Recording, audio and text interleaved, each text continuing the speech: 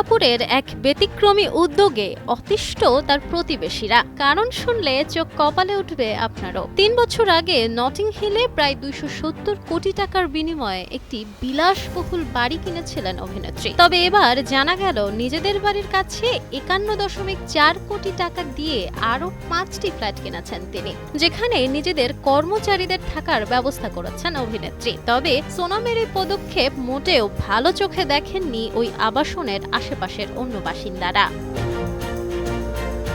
জানা গেছে যে ৫টি ফ্ল্যাট কেনা হয়েছে সেটি নটিং হিল সংলগ্ন এলাকায়। তবে আশেপাশের প্রতিবেশীদের অভিযোগ তারকা দম্পতি নাকি ওই ফ্ল্যাটগুলোকে সামাজিক আবাসনে পরিণত করবেন বলে জানিয়েছেন, আর তাতেই আপত্তি জানিয়েছেন অন্য ফ্ল্যাটের বাসিন্দারা।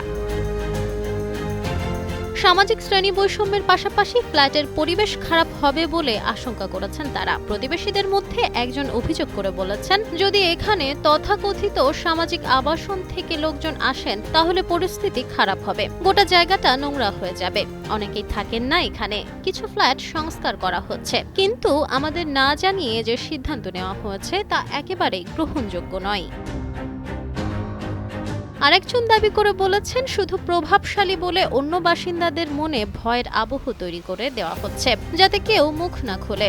যে সুন্দর প্রতিবেশী সুলভ পরিবেশ সবাই মিলে তৈরি করেছিলেন সেটি বদলে যাচ্ছে। কিছু ধনকুবের আবাসনকে নিজেদের খেলার মাঠ বানাতে চাওয়ায় পরিস্থিতি অন্যরকম হয়ে যাচ্ছে। এরপর যদি পরিচারকদের সেখানে এনে রাখা হয় তাহলে পরিস্থিতি আরো বদলে যাবে বলে মনে করছেন বাসিন্দারা। Nafisa Noyal, Times today.